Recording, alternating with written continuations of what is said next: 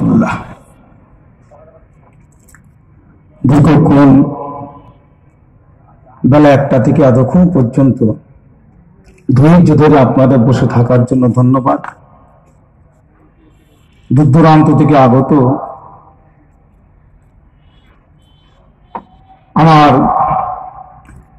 এলাকার ছেলেরা, জ্ঞানীগুণী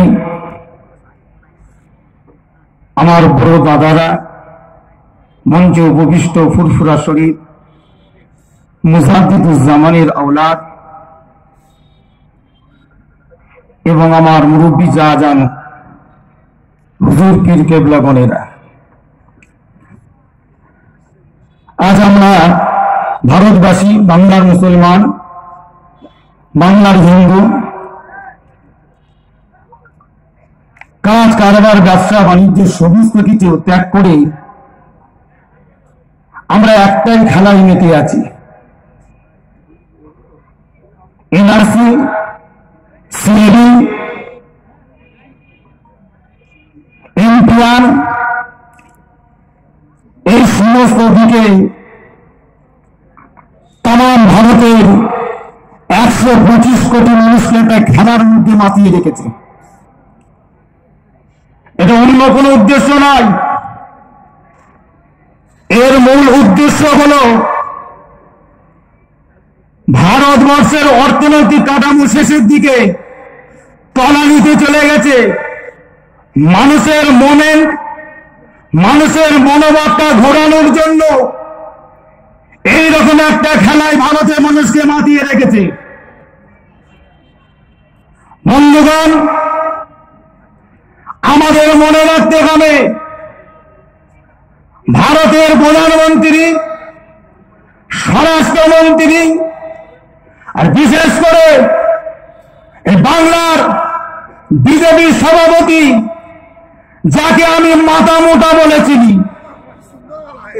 দিলীপ ঘোষ, কথায় কথায় প্রত্যেক জায়গায় একটাই কথা বলে থাকে যে পাকিস্তান, আফগানিস্তান এবং বাংলাদেশ থেকে যারা অত্যাচারিত হয়ে ভারতে এসেছে, 6টা ধর্মের মানুষকে নাগরিকত্ব দেব, মুসলমানকে নাগরিকত্ব দেব না।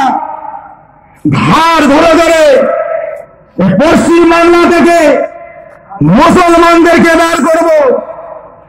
আমি ওই মাথা মোটা দিলীপ ঘোষকে বলে দিতে চাই, তোমার যদি এতই ক্ষমতা থাকে, তোমার যদি এতই পাওয়ার থাকে, বর্গেছিয়ার জমিনে এসে তুমি আওয়াজটা একবার তুলে দেখিয়ে দাও।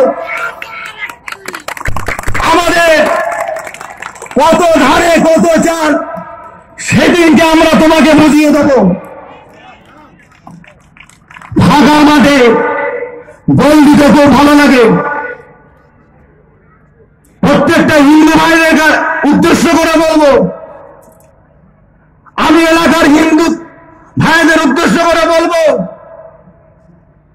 আরএসএস এর চামচা, বিজেপির চামচারা একটা আওয়াজ দিয়ে বেড়াচ্ছে, হিন্দুদের কোনো ভয় নাই, হিন্দুরা নাগরিকত্ব পেয়ে যাবে। আমি আগে দেখতে চাই, বাংলার বুকে আগে আপনি দেখিয়ে দেন ভারতবাসীকে, এই আপনার আসামের 19 লক্ষ মানুষ এনপিআর থেকে বাদ গেছে। এই 19 লক্ষের ভিতরে 13 লক্ষ হিন্দু আছে। এই 13 লক্ষ হিন্দুকে আগে নাগরিকত্ব দেন, তারপরে আপনারা মাঠে আওয়াজ উঠাবেন। আগে ওদেরকে নাগরিক দেন, মুসলমানদের আগে দিতে হবে না। কারণ আপনারা হিন্দুদেরকে ধোঁকা মারছেন।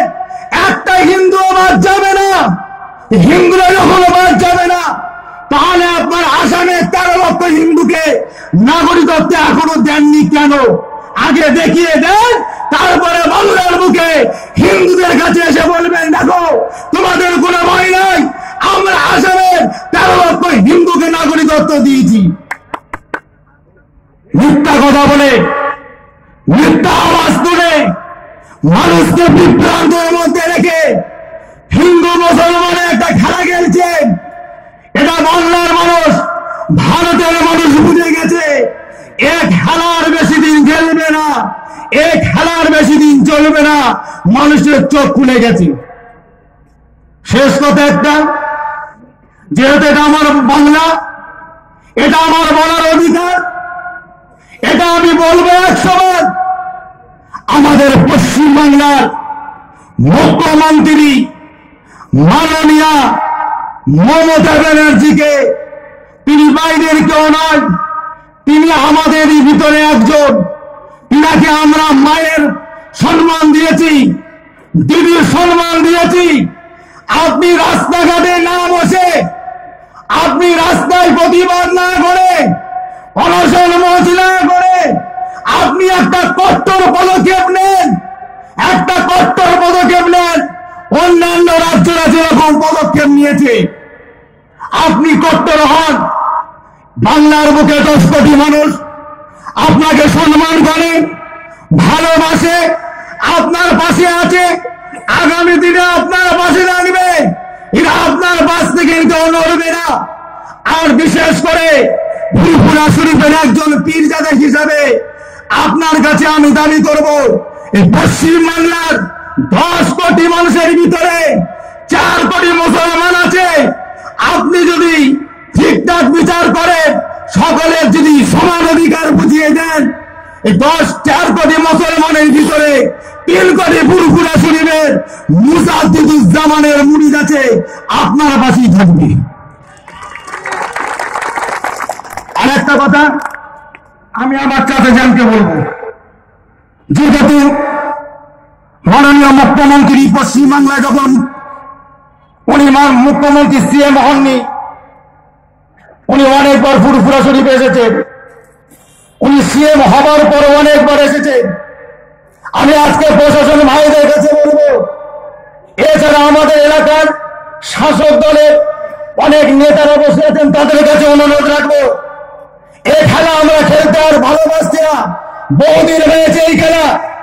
আগামী দিনে পশ্চিমবঙ্গের সিএমের কাছে এটা আমার অনুরোধ, আর আমি আমার চাচার কাছে অনুরোধ, এই ফুরফুরা শরীফে 3 কোটি মানুষের অভিভাবক হিসাবে আমি আপনার কাছে দায়িত্ব দিচ্ছি।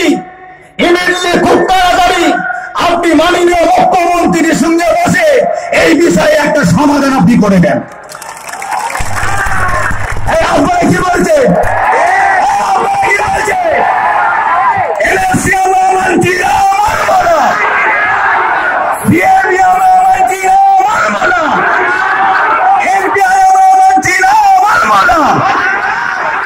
আমার ভাইরা, এটা আমি আমার চাচার কাছে এই দাবি রেখে আমি আমার সংক্ষিপ্ত বক্তব্য রাখলাম।